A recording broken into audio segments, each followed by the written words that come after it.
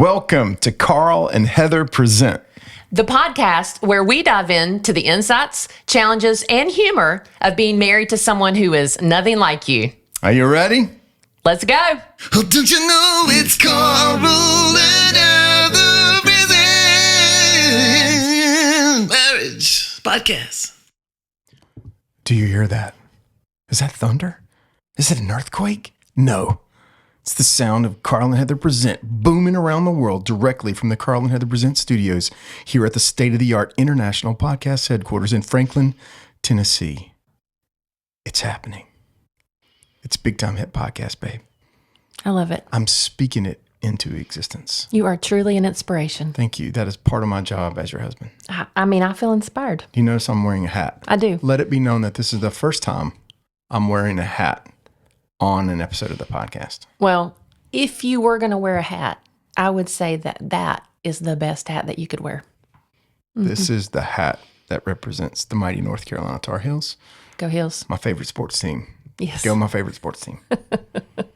Well, it's Mother's Day coming up this week, babe. Mm-hmm. Happy Mother's Day. Thank you. To you. Thank you. As the man who made you a mother, oh, wow. I would like to ask you for one of those cordless handheld leaf blower things that I saw on TikTok. Okay. This is how this works, huh? No, you're a great mom. I'm proud of you. And you have an unbelievable ability to manage our boys and be a mom and take people places that they need to be in a timely manner and remember when school projects are due. It's really impressive. So happy Mother's Day to you. Thank you. I'm proud of you. I appreciate that. And also to my own mother, Miss Linda Carty, who is very funny and very lovely. And happy Mother's Day to my mom, Linda. Happy Mother's Day to our and mamas. Also to my sister, Karen. Yeah, that's awesome. Yeah. Yay. Yep. Absolutely. Mm-hmm. How's it going for you? It's good. Speaking of being a mom, one of the things that I am doing now is I am helping with our 2 new drivers that we have in the family. Yes. That is a new season for us. We have 2 kids with their permits at the same time.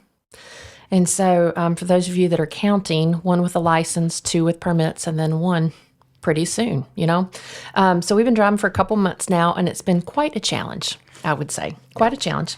There's so much to learn about driving that you really don't experience until you're driving. Like you study, you take the test, you learn the rules, but you really can't engage in the driving part until you actually drive. And if you've been driving for 30 years, you don't realize how many unconscious moves you do while you're driving. Right. But then you've got to consciously teach somebody to do these things. It's quite a mess. Yeah, and to me, it feels a lot like marriage. Like, you know how we did premarital counseling before we got married, and you go through all these things about sex and in-laws and money and communication and conflict and all these different things. And I would highly recommend that to anybody that's engaged or thinking about getting married. Sure, I think premarital counseling is great, but there are so many things in marriage that you don't know about until you actually do it. Until it's too late.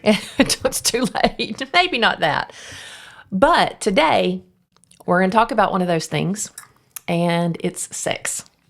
Let's talk about. Okay, we're doing it. We've done this before. Yep. We've talked about sex in a previous episode, and we're still talking about it. We are. We're still having it, which is good. I've been excited about that. Episode 6, I'm not going to say like the frequency and stuff like that. Yeah, let's not do that. Let's move on. That would be a bridge too far. Too inappropriate. But not as much as I would like. But anyway, in episode 6, we began a conversation about sex. And in that episode, we said, we're going to keep talking about this. Mm-hmm. I don't think my mom loved that episode. She's probably not going to like this one, even though I'm going to tell her to listen because I gave her a Mother's Day shout out. You did. And she can stop now. Linda, Yep. You can go ahead and stop now. Love you, Mom. Thank you for tuning in. But we did say in that episode that it wouldn't be the last time we talked about sex. And we're going to keep going back. We weren't lying. We'll keep coming back to it because it matters and it's important. So here we go again. Yeah. And dare I say, this episode is going to be very hands-on. Ooh, yeah, it is. Pun intended, right? Right. No, but what we want you to leave here with are some practical applications. And if you're listening and you're thinking, how do we do it? We're not going to do that. that? We're not Not going to do that. that hands-on. No, we're not. We're going to do, but give you some really practical applications and some way to work on this. So, but before we do, I think we want to recognize 3 groups of listeners Larry, because Mo, you and Curly. you probably fall into one of these, and they are. Blushers, gushers, and hushers. That's my friend Vanita calls them that, and I love this. Blushers are this. You hear us saying, or even read that this episode has something to do with sex, and you're like completely I'm out. blusher, like, I'm so embarrassed by this. This is not something I talk about. I can't believe you talk about this. Gushers are, oh my gosh, I can't believe we're talking about this. Let's go. I'm here for this. They're just gushing with excitement talking about this episode, right? And then there are the hushers. You're not going to talk about it at all, but it's not just because you're embarrassed. You might be in the middle of intensive therapy for maybe abuse. Maybe you are yourself in the throes of sexual addiction, or you're married to someone who is in the middle of sexual addiction. You've just discovered that. Maybe you have some sort of medical condition, or there's something in your life that makes you unable to engage sexually right now. It's not lost on us that those 3 groups are here. And we just want you to know that we know you're out there. And maybe this episode is one to listen to or file away for a later application or share with a friend or simply pause for now. But regardless of where you are, we're praying that this episode helps you grow together on purpose in your sex life. Let's go.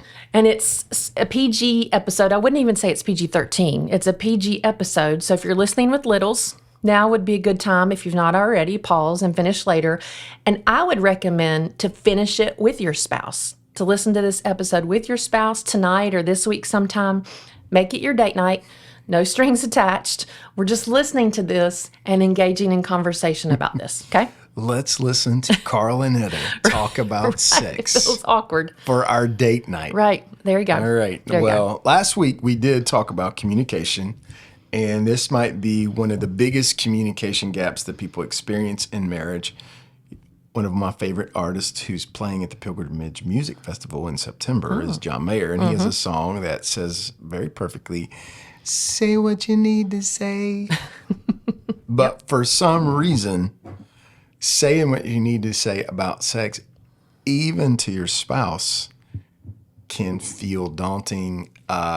The words don't come together quite right. It's confusing or too big of a risk to take. So many couples go through life and they never have conversations about sex and what they want sexually. So when we're speaking at marriage conferences, we will sometimes have a Q&A panel where guests submit questions, and we'll often get the question, what's a normal frequency for sex? Yeah. Like, how often do normal people have sex? It's a very common question. Well, I think it's loaded too. It's an interesting question because I wonder if they've not talked about it with their spouse, or if they've just had this uncommunicated expectation.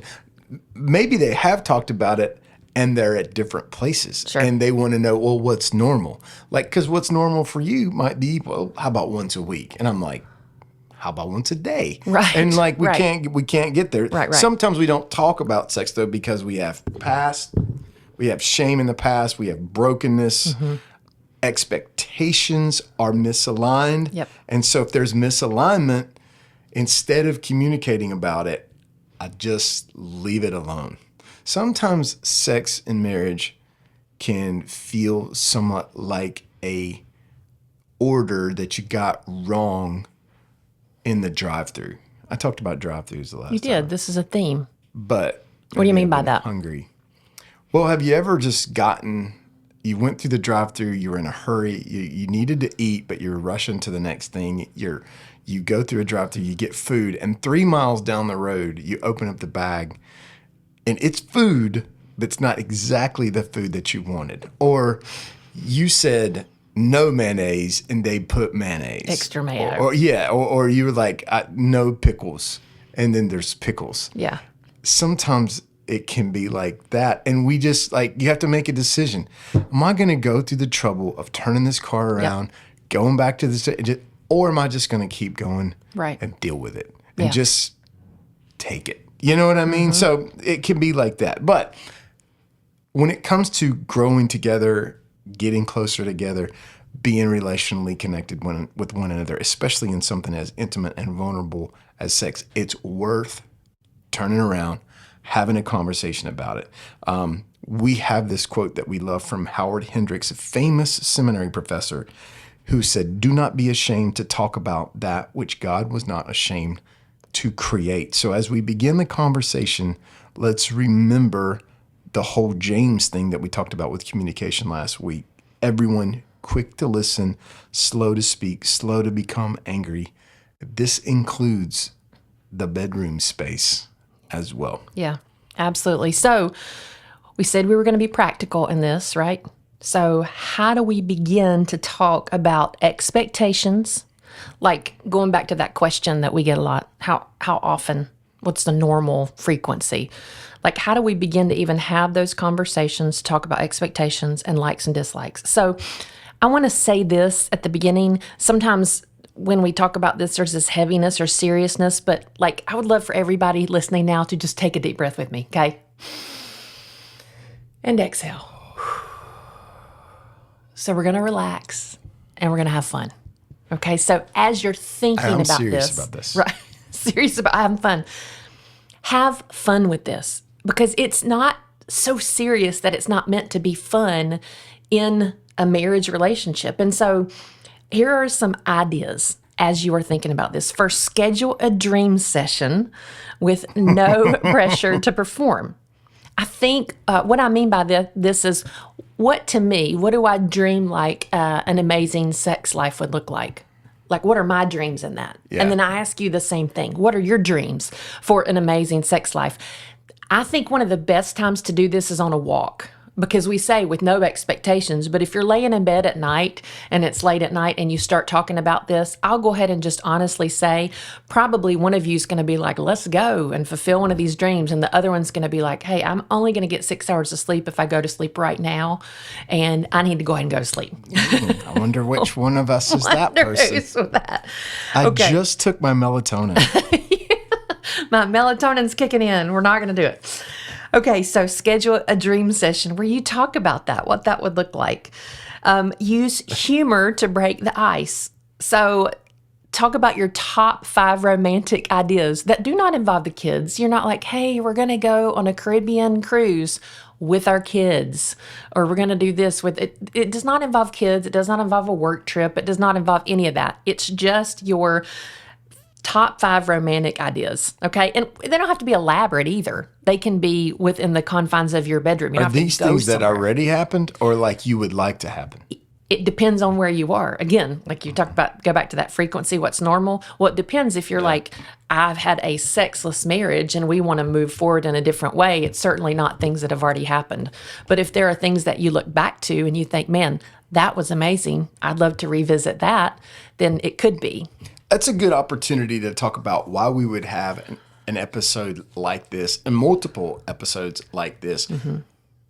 We acknowledge that there is a continuum of sexual health in relationships and in a marriage and even over the course of a marriage. It's like it's a sliding scale. It has been for us. Absolutely. I think it is for everybody. So somebody might be on a continuum to say, why are they talking about sex? That's the best thing we got going. Yeah. And at the same time, there's another couple that's like, I am listening to this and just even having a conversation about sex is going to be challenged. So, but to Heather's point about having fun, Yeah.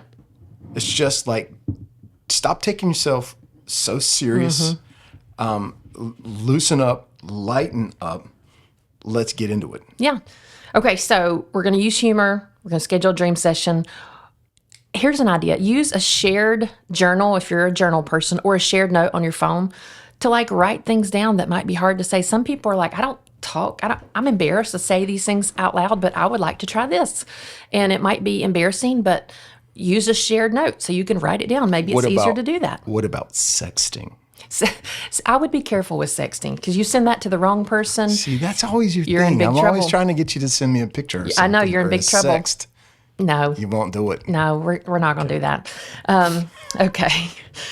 So a funny thing I remember one day that happened, this is like clearly communicating your expectations. You texted me at work one day and said, hey, I'd love to, have sex tonight. And I texted you back and said, hey, I'd love some flowers and chocolates. And that was not, it's not because it was transactional, but it was like I knew that I feel like cared for when I have gifts. Like that's my love language. And so I was just being open with my expectations. It's not like if you came home without flowers and chocolates, I'd be like, absolutely not. Did we get what we wanted? I think we both got what we Okay. wanted that day. Yeah. So, Song of Solomon 7:10 says, I belong to my beloved and his desire is for me. If you think that God did not design sex, you cannot read Song of Solomon without blushing. I mean, it just like they're going for it. There's a lot going on. So anyway, just have fun with So it. have fun with it. That's amazing. That's wonderful. But what if somebody listening is on different pages with their spouse? I would say you're absolutely going to be on different pages. What happens if my dream session ends up being completely different, or even like something that you're opposed to? Sure. Like, or you maybe even think that's wrong. We're not doing that because it's wrong. Yeah. Like, how do you navigate things like that? Because I mean, you know, it's kind of complex. Sure. There's not necessarily Like, what are the rules? the rules set out. I do think there are some guidelines. Well, you don't. I mean, like, yeah, we don't get our rules from the culture. Sure. What are the guidelines? I think we get our guidelines from the Bible, okay, for that. And I think while it doesn't say, hey, here are guidelines for sex, I think that Julie Slattery has some great, we learned these from Julie Slattery, and these are some great guidelines that come straight from Scripture, okay? And it's that, is it prohibited in the Bible? So if it says it's wrong in Scripture, then it's wrong. Is it mutually beneficial? Now, what I mean by that is if one person is always receiving benefit from it and the other one is either neutral, they don't get benefit, or they are harmed in the act, then that is not mutually beneficial. Okay, that's a give and take relationship. One person is always giving, the other person is always taking. It's not helpful. And then the third is is it just the two of you? Yeah. And that's introducing pornography, that's introducing another person, not just physically, but it could be on a screen, it could be with periodicals, it could be anything like that. But anytime, even fantasy, when you're introducing another person, you're objectifying something, you're bringing someone else into the marriage bed and you want to keep it holy. And so I would say those are good boundaries to live by. And then anything else within those boundaries, that anything falls within those boundaries, you're good to go. Good to go. You're good to go. And so I think about Romans 12:10. It says, be devoted to one another in love. Honor one another above yourselves. You know, my goal in the bedroom is to honor you, is to bring you pleasure. And here's what that looks like practically. Like, what about your question if one spouse says, I want to do this, and the other one's like, I don't? We actually had that question come in, you know, even just a few weeks ago, I think. And I asked the question back. I couldn't say it out loud to the person because it was an anonymous submission, but I said, you know, what is the goal of your time in the bedroom? Your goal, if your goal is orgasm, then you force that person to do something that you would enjoy even if they would not. Yeah. If your goal is oneness or intimacy, then you work to meet the needs of your spouse. Okay? You also have to figure out how to respond without shame or rejection. So in other words, if I say, hey, I'd like to try this, and you're like, you know, I'm not comfortable with that, then I have to make sure that, you know, I don't respond to that feeling ashamed because you said no, or feeling rejected. Yeah. It is really, you have to be really open in that scenario to have these conversations. You can't be so bent on what you want, or even so, I would say, I say this as gingerly as I can, but so prideful that you think you know it all and you're not willing to learn, you know? And then you have to talk about emotional maturity, curiosity, and staying tender even when things get awkward. And I would say to the person who would say, well, I'm just not comfortable with that. If it falls under those three, boundaries, I would ask why. Why are you, help me, back to communication, help me understand why you're not comfortable with that. Is it some sort of thing that you learned that is theologically incorrect? Is it something that happened to you? Do we need to dive into that a little bit more? You can't get sold on like maybe a signature move that you have that you think was awesome. And you find out like, hey, this is not working, right? Yeah. Okay, so you've got to be humble. You've got to learn new things. And you say this a lot. I've heard you say this, especially in a men's session when you do, just the men. Be a student of your spouse. Sure. And I think that's not just when you first get married. I think because you said it's a scale, it's a continuum, that can change throughout the years. You might feel like you're married to a different person. That can change sexually as well. A lot of things change. So, yeah. So all of this keeping in mind, we thought it would be fun to bring up some conversation starters. Yep. To offer the listeners this week to get the ball rolling on a couple of maybe conversations, maybe gets ball rolling on some other things too. Yeah. I don't know.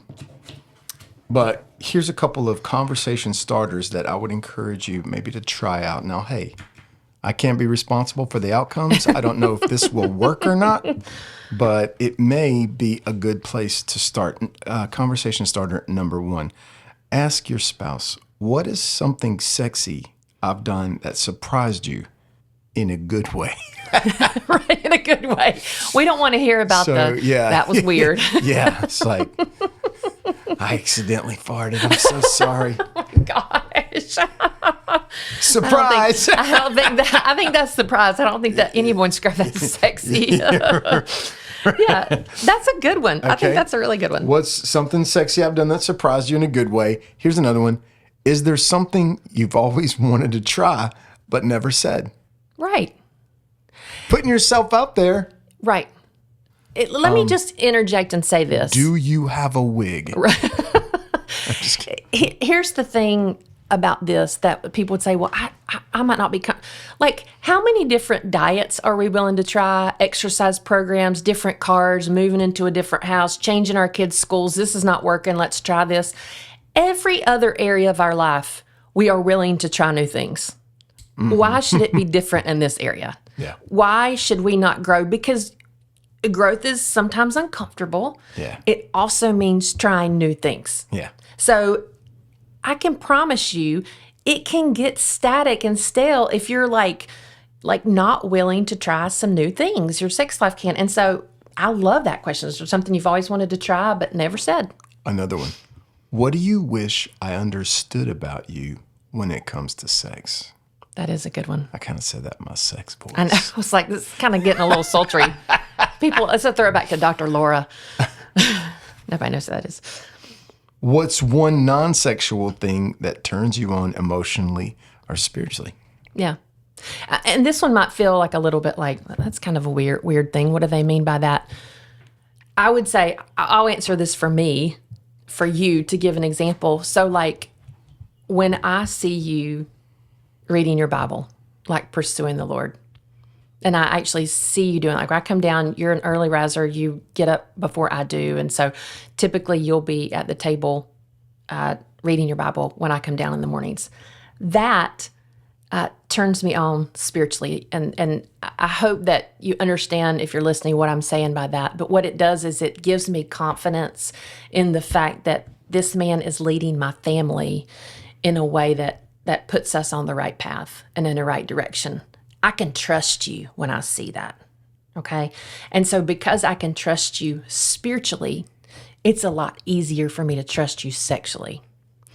And so for some of us, sexually, we might need to build trust because there are other areas, spiritual, emotional areas that we've lacked and we've not built trust in those areas. It's very difficult to overcome that and have anything more than a physical relationship if you lack trust in your emotional relationship and your spiritual relationship. Yeah. Okay. Good question starters. Would you say those one more time, just in case people want to do those this week? Talk about them. Here are the conversation starters for this week that might help you get the conversation going about sex. What's something sexy I've done that surprised you in a good way? Is there something you've always wanted to try but never said? What do you wish I understood about you when it comes to sex? And what's one non-sexual thing that turns you on emotionally or spiritually?